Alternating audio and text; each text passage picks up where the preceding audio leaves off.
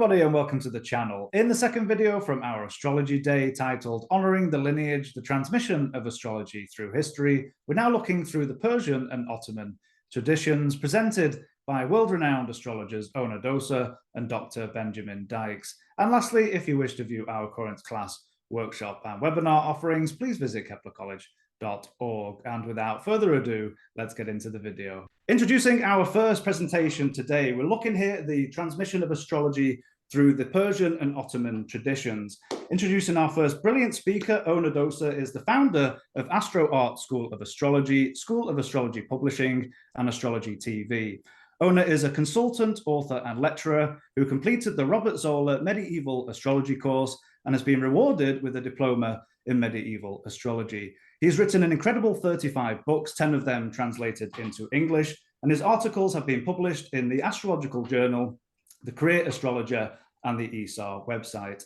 Öner has participated in several organizations abroad as a lecturer. He is a member of the Association of Professional Astrologers International, International Society for Astrological Research, ESAR, Proficient Certificate Holder, Turkey Satellite Organization for Professional Astrology, OPA, and he teaches at AstroArt School of Astrology and gives periodical classes and presentations at Kepler College. And you can find out more about Öner at onerdöşer.com/en. And Öner is going to be followed by Dr. Benjamin Dykes. And he is a leading traditional astrologer and translator who earned his PhD in philosophy from the University of Illinois. He earned his medieval astrology qualification from Robert Zoller and taught philosophy courses at university in Illinois and Minnesota. He recently published Astrology of the Worlds, Volumes 1 and 2, Traditional Astrology for Today, and the Book of Nine Judges. He has translated Guido Bonatti's Book of Astronomy and the works of Saul and Mashallah. He can be reached at bendykes.com. And these two individuals have worked really closely together on the translation of a number of books. So I think that as a pair, you're going to find them very engaging. Absolutely wonderful. And Ben, over to you. I'm going to stop the screen share here. Okay, and I'll share my screen. Well, thanks for coming, everybody. Öner and I are doing a pair of talks in which my period that I'm talking about sort of transitions into his period and forms one of the most interesting parts of the story of astrology in history. So I'm going to talk about Persian and Arabic astrology, and we're going to look at this in three historical phases. The Sasanian Persians. This is the Persian Empire right before Islam took over. Then we have the first two or parts of two caliphates, the Umayyad Caliphate and the early Abbasid Caliphate. These periods were absolutely crucial for the history of astrology, and it's fair to say that if these events hadn't happened and these people had not been involved, our astrology would not be what it is today. And certainly even a famous person like William Lilly, he could not have written his books without these people and these events. So it's very fascinating stuff. We'll talk about some key figures and then two primary contributions that this period made. One is that horary or questions became a distinct branch of astrology with its own rules and textbooks. The second one is that although there had been mundane astrology before, they developed during this period something that's now called historical astrology, and that is dividing history up into periods using different techniques. And Saturn-Jupiter conjunctions is an example of that. So that's what we're going to cover in the next half hour. And I wanted to start out with a little amusing story. This comes from a commentary on something called Ptolemy's Centiloquy, which was written during this period. And it was an Arabic writer. He's making comments on this little book of astrological aphorisms and advice. And in one of them, he talks about a, a kind of battle of the astrologers that took place during this period, in which there was a rebel to the government, and he was in hiding, and he had some astrologer friends. Now, the caliph was trying to find this man, and the caliph, of course, had astrologers on his side. And so what this man records is that the rebel was in hiding, and his astrologer friends brought in a big tub of water and told him to get inside this tub of water and sink himself down into the tub of water. And the reason was because they knew the caliph's astrologers would be casting a horary chart to find out where he was. And they reasoned that if they put him in a tub of water, the horary chart would have water signs indicating his location, and the caliph's astrologers would conclude that he was on the ocean somewhere far away, and they would stop looking for him in the city where he was. So we have one group of astrologers who are politically on one side of a question, trying to trick and skew the other group of astrologers working for the government. And there's lots of stories like this from our periods. It's one of the things that makes it so fun. I want to start out with just showing you a map. We'll look at it a couple of times, a map and a timeline. And this is, on the left, we can see the Levant. So here we say Damascus. Damascus was the early capital for the Umayyad Caliphate. In the middle, we have Baghdad, which became the capital of the Abbasid Caliphate. But over into Central and Eastern Asia, we have the Persian districts.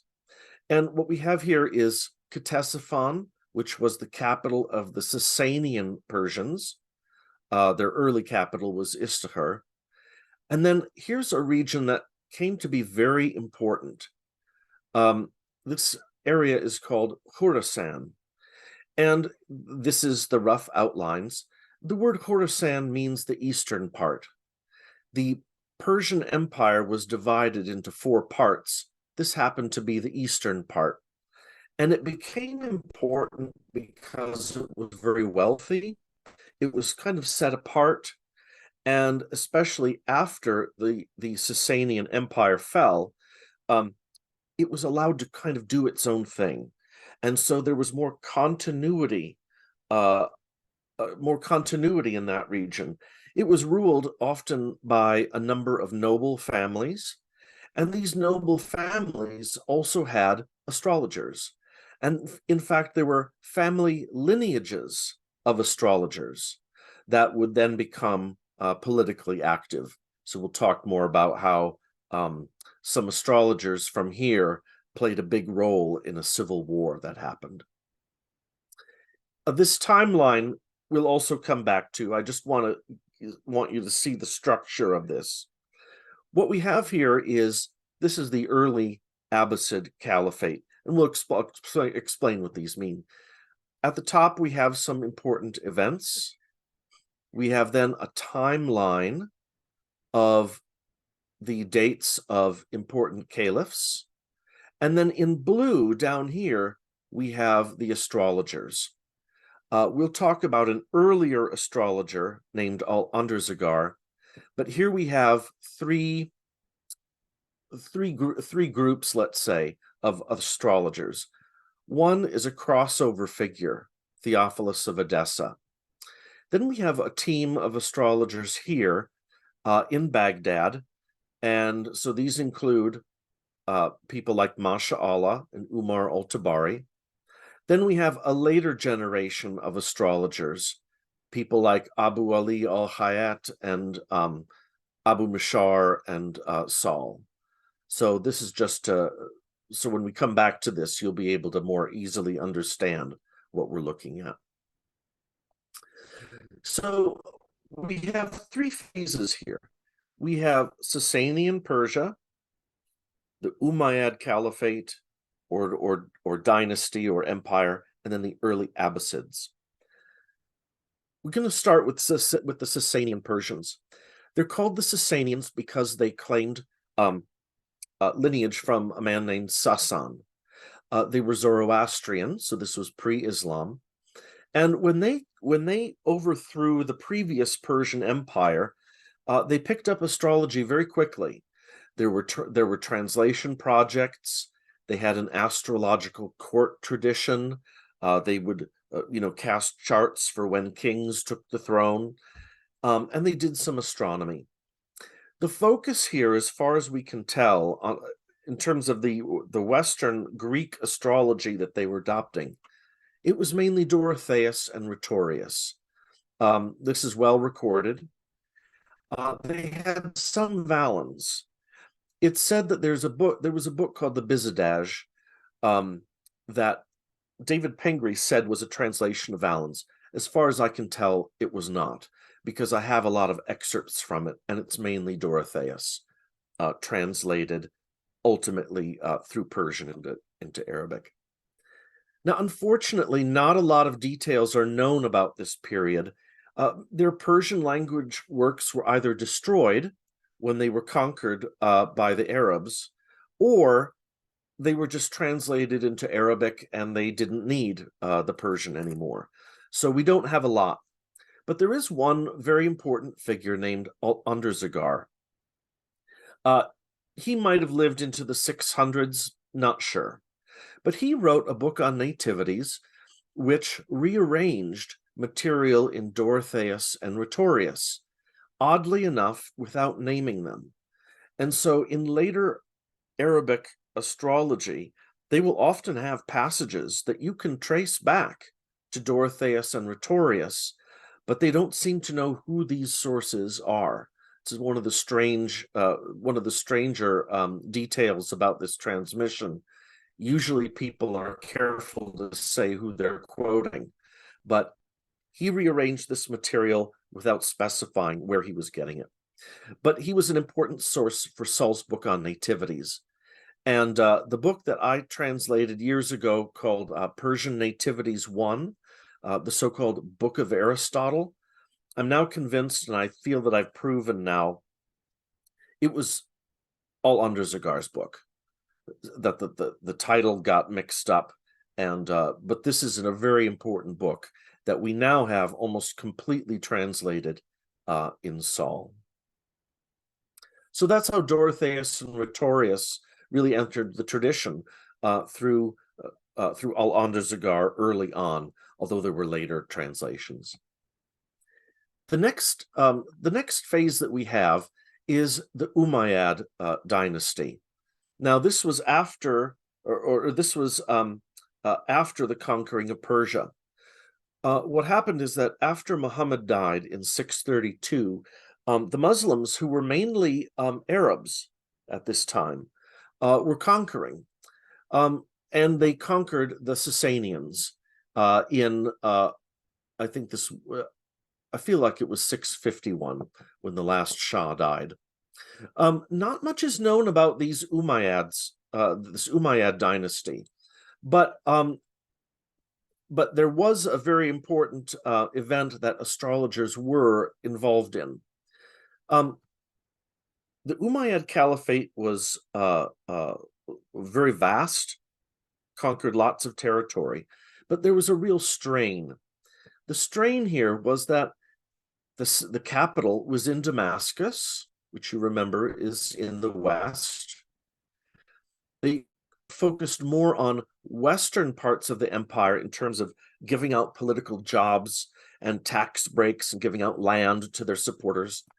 And because of the demographics, the politics and the money was more centered on the Arabs. And so this created a problem. If you look back at the map, this created a problem because here we have this older, wealthy, powerful area called Khorasan. And this is mainly Persians, and it's mainly in the east, and it has a longer history. So there was a lot of friction happening at, especially near the end of the Umayyad Caliphate. So let's see here. All right, so let me just then I'll just tell you a little bit about the early Abbasid Caliphate. Then we'll get more into the astrology. The Abbasid Caliphate began in 750, and I picked 950 as a nice stopping point for the early phase of it. What happened was there was a branch of Muhammad's family, at least they claimed they were a branch, and they claimed that they were related to Muhammad through a distant relative named Abbas. That's how most of these caliphates get their name. They're named after a relative of Muhammad. Some family claims that they have a better claim to the throne, and so they name their dynasty after the relative who's given them the better claim. What happened was a group of people in Khorasan decided they needed to get rid of the Umayyads. And so from Khorasan, this other branch of Muhammad's family sent out propagandists secretly. These were like spies. They had to travel secretly and live in people's houses. And they spread the word around the empire. These Umayyads are no good. They're corrupt. Their claim to the throne is weak. But here's a family in Khorasan that can really take care of things and bring more order and fairness to the empire. So this made a shift now to the east. And one of the things they did was they founded Baghdad, where it is now, the original city of Baghdad, and a shift to more Persian-centered politics.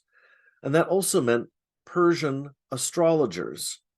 So astrology played a major role in the politics, not only in the war that made the Abbasids come out on top, but also in everything else after that.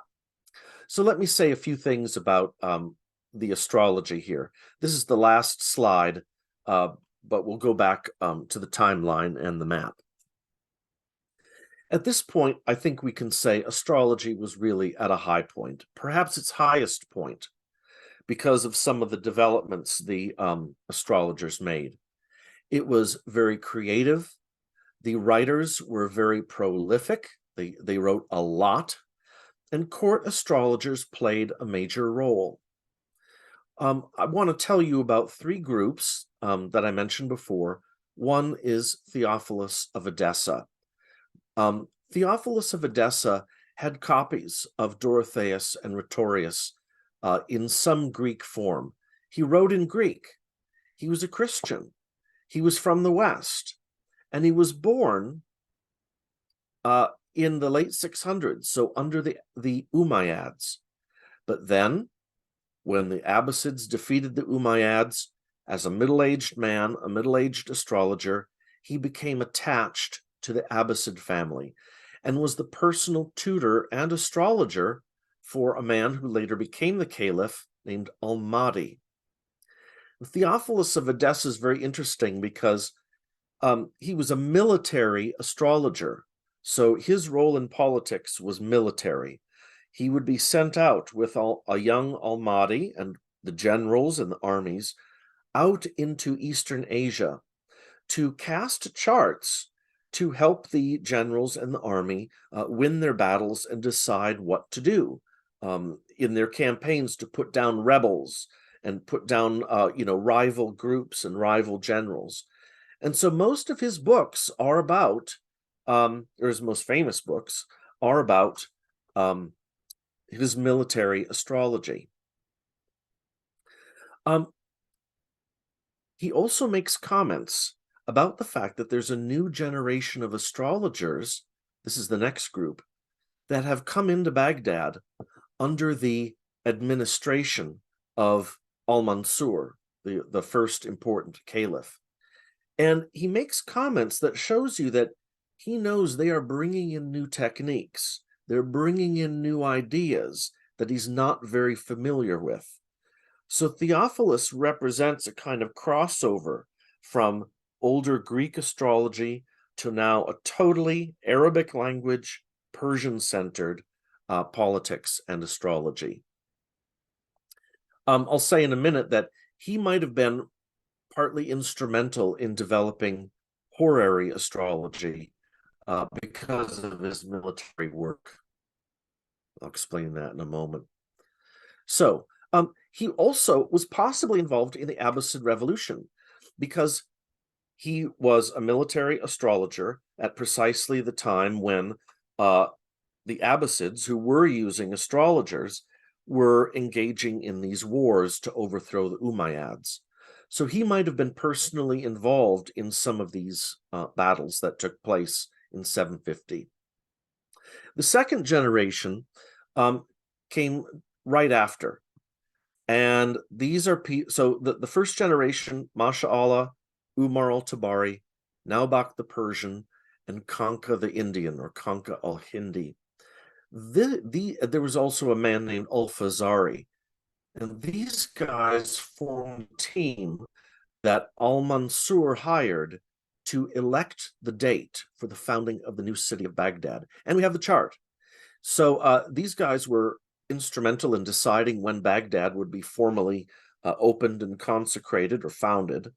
And so this was the first generation. And the second generation includes Abu Ali al-Hayat, who was a student of Masha'Allah, a guy named Saul bin Bishr. He was from Khorasan. Abu Mashar was also from the east. And then we have al-Kindi. So we could call these second or third generation astrologers in the 800s rather than the 700s. What's distinctive about this time is that there was a civil war, again, another war. And how it happened, I'll make it very simple. There was a famous caliph named Harun al-Rashid who had two sons. And he did something that you've probably heard of in history before, and that is, in his will, he decided to divide the empire between his two sons, thinking that if they each got a portion, they wouldn't be jealous and wouldn't fight each other. And of course, you know from history that never works. Al-Amin was the older brother, Al-Mamun was the younger. Al-Amin ruled as caliph in Baghdad.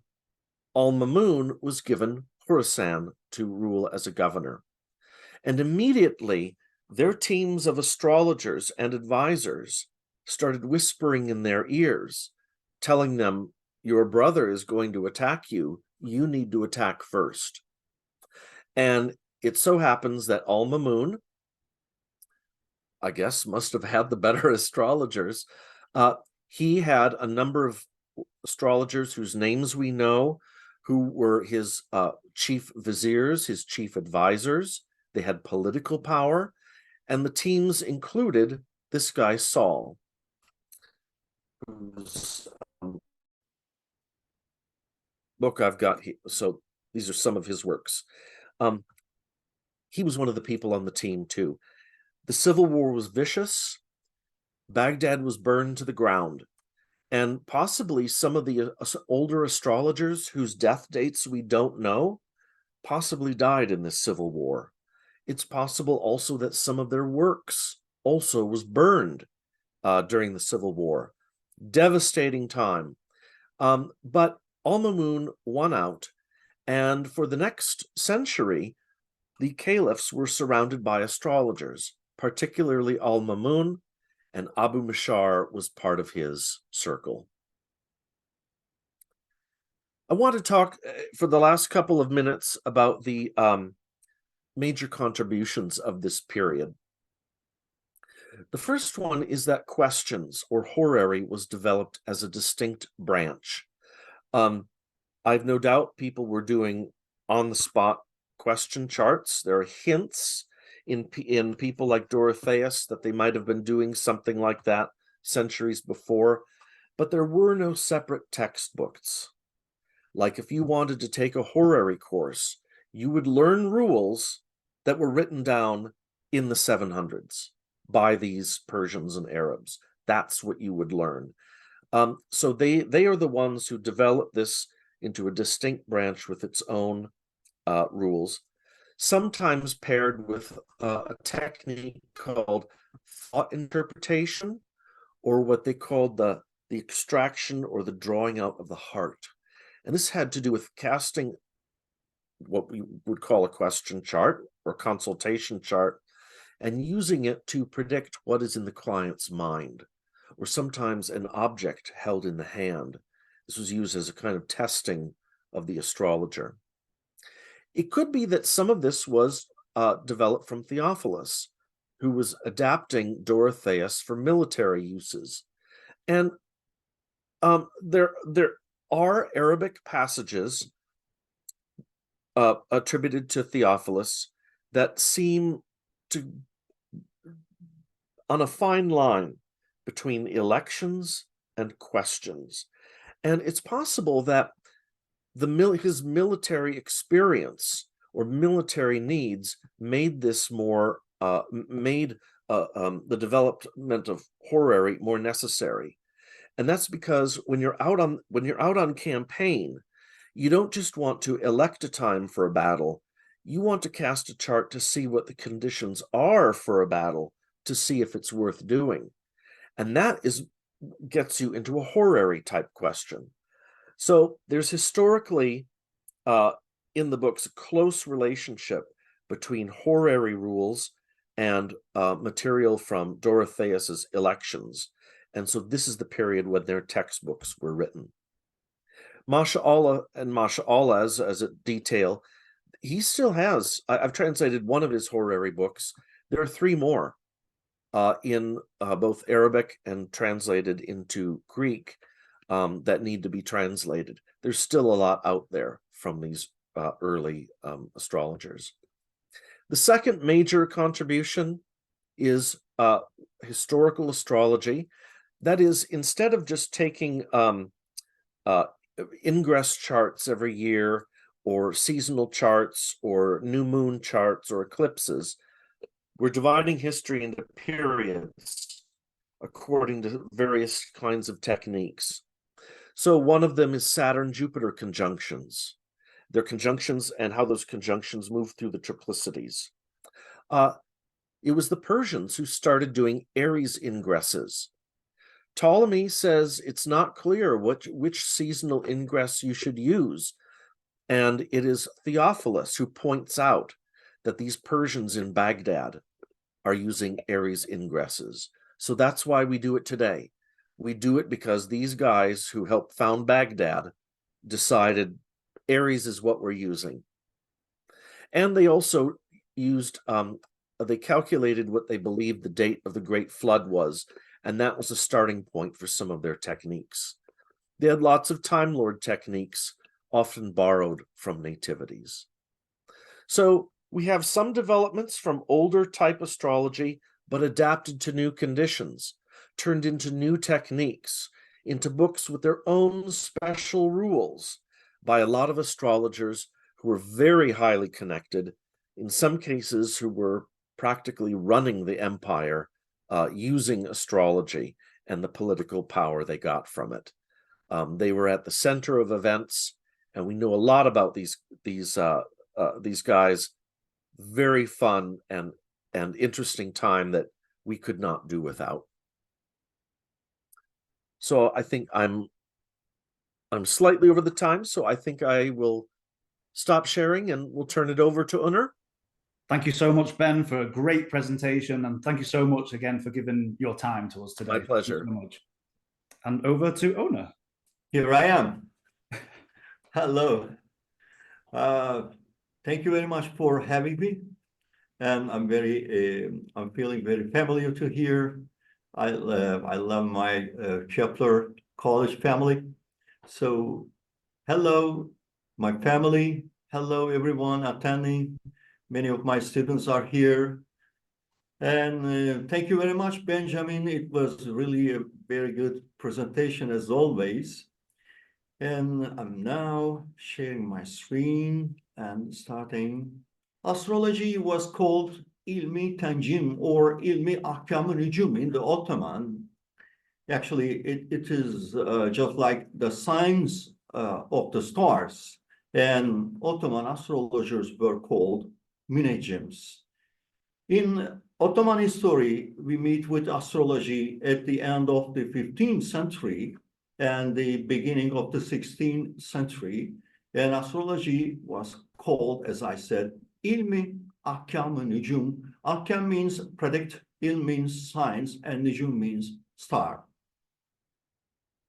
And Mehmet the Conqueror was the first we find the astrological prediction and the electional times in the Ottoman history. So the first record about acting on auspicious times in Ottoman period belongs to reign of Mehmet the Conqueror, conqueror of Istanbul or Constantinople, who started his attack for conquering Constantinople at the auspicious hour determined by the Müneccms.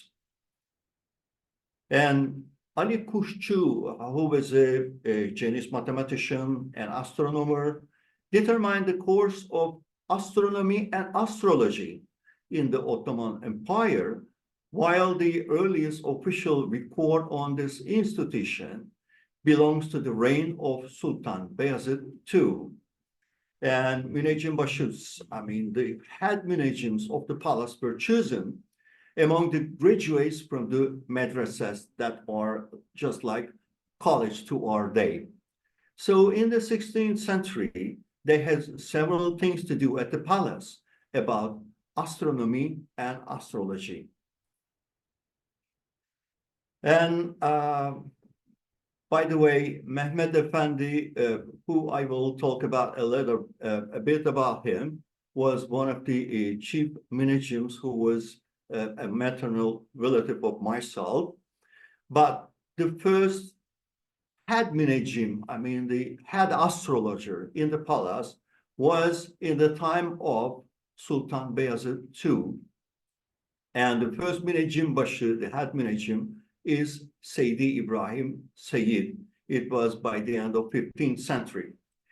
And the head Müneccim has two assistants, Müneccim Sani, his first assistant, and Müneccim Salis, his assistant. So there was a hierarchy in a Müneccim's. And as I said, Mehmet Arif Efendi, one of the 37 chief Müneccms, actually, there was 37 head Müneccms by the 500 years of history in the palace of Ottoman Empire time. And Mehmet Efendi was the 35th chief Müneccim and was a maternal relative, my mother's aunt's father-in-law, I can say, and was both surprising and thrilling news for me when I first heard about him. And Seyyid Mehmet Arif Efendi, who served as the chief Müneccim at the palace between 1903 and 1909. He was born in September 1853, we don't know the exact date, and died in 1940. So astrology was in palace until 1924. And Arif Kaman, as you see in the picture, myself, by the way, this is an interview from our astrology television on the internet, YouTube, and you can find it, you can watch it there with subtitle in English. Arif Kaman, my elder brother, actually, a senior member of our family, who was named after his grandfather, told me that he had some booklets, seals, and medals that belonged to his grandfather, as you can see on the right in the picture. And one of my cousins arranged a family gathering, and I visited them before publishing a book on horary in Turkish. And my elder Arif carefully kept some things left by his grandfather, including a photograph of Seyyid Mehmet Arif Efendi on the right at the top, as you can see. and with his official suite. Arif and another cousin kept the medals, which are on the breast of his captain, on his dress. In this photograph, this captain was exhibited in a museum. Arif also showed me some official seals used by Sayyid Mehmed Arif Efendi during his career as a chief manager for 6 years. Munachims prepared annual calendars and Ramadan timetables, judgment calendars, which is calendar of Akkam, actually, horoscopes of statesmen, Talid Mevlud or Mevalid, and replied questions that are called Mesail in Ottoman. Observe the transits of the planets, comets, solar and lunar eclipses. And also, they were using some other things to determine auspicious times, auspicious hour, actually, for various important and unimportant events, actually, including ascending to the throne, births, weddings, launching the ships, Sultan's visit to his summer or winter house, and etc. This was called Eşref-i Saat or Vakti Saat. On the other hand, as I said, Müneccim Başı also observed the transits of the comets, etc. And the Müneccim Başı, the head Müneccim, was also responsible for the management of the Müvekkithanes, which used to determine the prayer times, observatories, and the institutions like Mektebi Fenni Nücum, which means the school of the science of the stars. And these places are the places where the calendar and star chart of the state are prepared along with the astronomy, astrology courses called İlmi Hayat and İlmi Nücum, as well as the time determination of the region in which they are located. So this determination made me the help of the instruments such as sundial, ruby board, astrolabe, Kibla Noma, and hourglass. So the Müvekkitanes, which lost their former importance with the construction of the clock towers during the reign of Abdülhamit, were officially closed on 20 September 1953. Astrology, which was called İlmi Akkam-ı Nücum, actually in Ottoman era, was divided into two parts as natural astrology and Akkam, which we can call predictive astrology. Akkam, the predictive astrology, which means was divided into three branches as Mevalid, natal astrology, and Mesail, Hori astrology, and İhtiyarat, which means electional astrology. These three branches were also used for making a close circle and maintaining good human relations, while some Müneccim made the name on these branches. One of these was Sadullah el-Ankaravi, who was living in Ankara first, then moved to Istanbul for some time, who lived in the first half of the 19th century. And while we are sharing a project, which is called TEMEK, actually the abbreviation for the project for researches and reintroduction of ancient astrological texts, which started as of April 9, 2015, we came across with Sadullah el-Ankaravi's book, which may be called as the Book of All Judgments. So we started at 1 p.m. on that day in Istanbul, as you can see, when we have Jupiter on the ascendant and Moon just separating from him and applying to Mercury. Of course, we use the generational planets as well, so Uranus, and also training to do MC as well. So Sadullah el-Ankaravi, a 19th century Minhajim astrologer, he was a poet, he was a scholar, he was a Sufi, he was a mufti, a religious authority, he was a regent and minister of registry. His father, grandfather, was also Minhajim, as well as his son.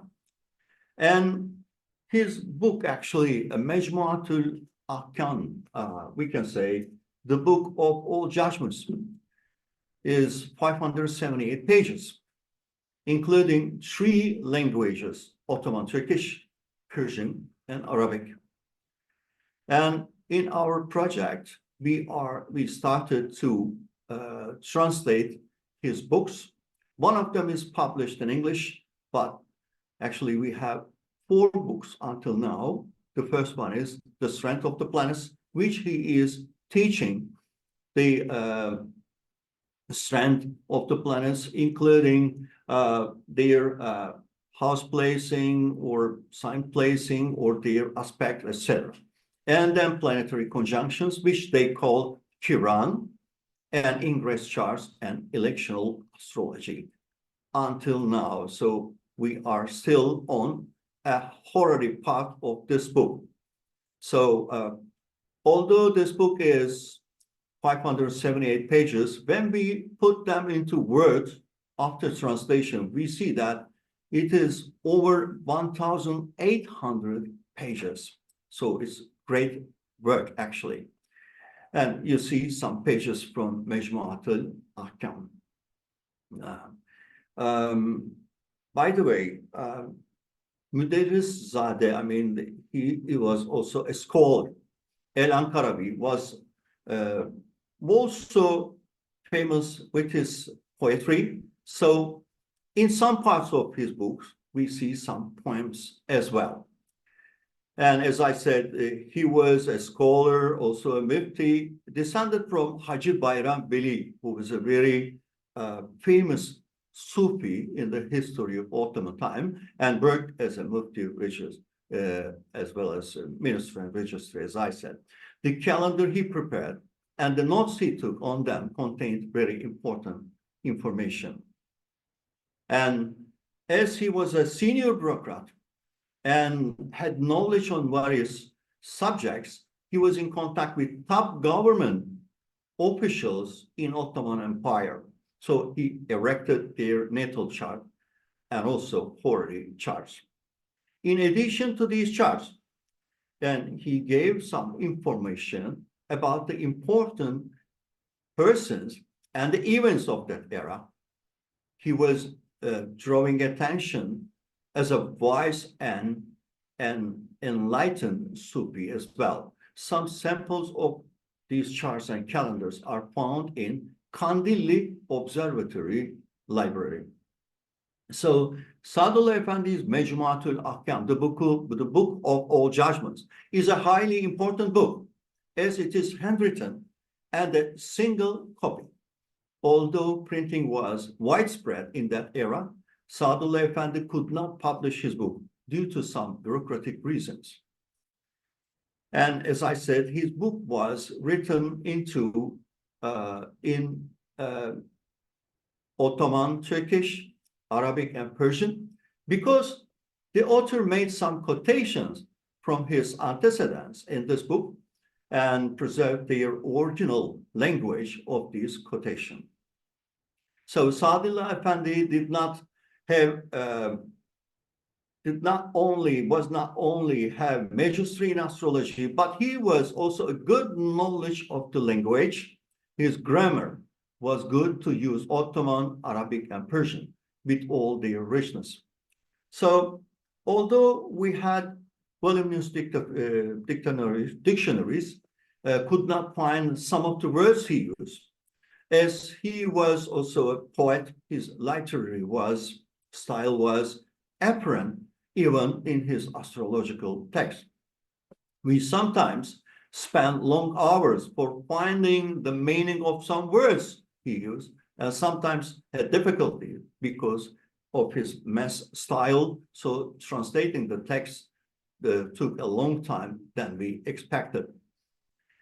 And in his book, there was huge information about natal astrology.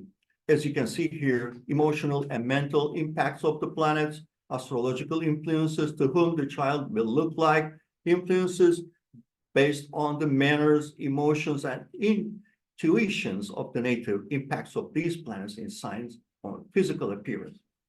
And judgments of characteristics, judgments of the native body, his length of life, just as the ancient Arabic astrologers, Persian astrologers, as well as, of course, Hellenistic astrologers. And also, there was judgments on lunar mansions in a natal chart, day and night hours of these, judgments of the new moons, full moons, eclipses, and judgments via triplicy rulers of the houses as well. And there was, again, a huge electional astrology information in this book. Electional astrology was so-called ihtiyarat, actually, and choosing the prayer time, restoring evidence, good and bad days, planetary hours, lunar mansions, making choices according to the sign and house of the aspect, and as you say, starting for many things. So it was a really rich part of the book. And there was, again, huge information about horary, Mesail, and his section begins the states of the states of the planets at the time of the question, and provisions were written according to the planetary placement, angles, and the placement of the planet. That is the ruler of the house. So these are some pages from his book. Actually, you can see also, maybe if you can see from here as well, 578 pages. But as I said, when you put into Word, over 1,500, 800 pages. So there were some horary questions in this book, as you can see here, some of them. And there was ingress charts, eclipse charts, new moon and full moon charts, planetary conjunctions, as I said, each information, one planet transiting over the other one, just like the Abu Mashar's book, and transit of the planets, fixed stars, Arabic parts, etc. And he is also teaching us to find out the main significators in a chart, just like the Lord of the Year, the Lord of the Sultan, determine the significators of other people, determine the main Arabic parts used in prediction, and also he wants us to check the transits over the important aspects in the ingress charts as well. And he is teaching us to consider the condition of the 10th house and its ruler for prediction about the king in the ingress chart, and in a diurnal chart, the strength or weaknesses of the sun, and then in a nocturnal chart, it is the moon, and so on. So although he's giving these rules, and he's using the sun to determining the situation of the king or sultan in the related year or ingress chart, he is also teaching to make a judgment on a specific king, and he is also teaching how to derive the houses in this chart. For example, he says start with the 10th house because the 10th house is the house of the sultan, and then the sultan's possessions, assistants, and viziers are determined from the 11th house because this is the second from the 10th, and government, reign, and management will be represented by, if we start with Capricorn, this is the 10th sign, so from the 7th house, and again, the sultan's friends and wishes will be represented by the derived 11th house. as you can see, if we start with Capricorn, it comes to Scorpio. He was, in most of the techniques, he was using whole sign houses, but in some of them, probably, I'm not very sure, he was using alphabetical houses and so on.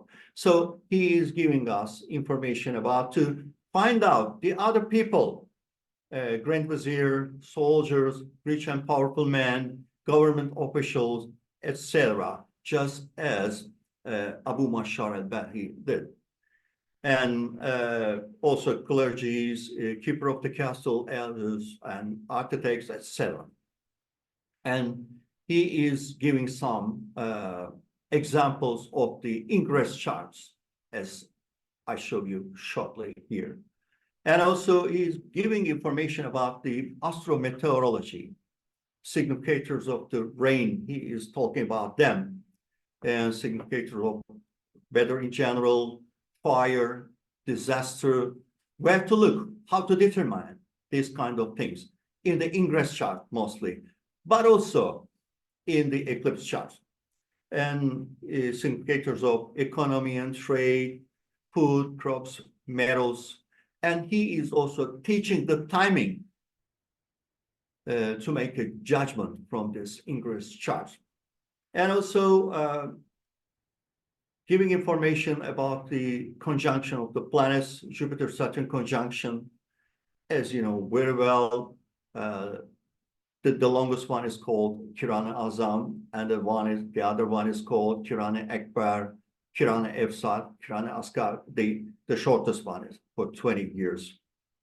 And also, Ihwan Sefa is giving information about Sahibi Kiran. He's also giving some information about that, which means the royal, an important figure from the history, just as Genghis Khan, who was born when Jupiter and Saturn was in conjunction, as well as Saturn and Mars was in conjunction. So he is giving information about these conjunctions. Just these are some temples from his book.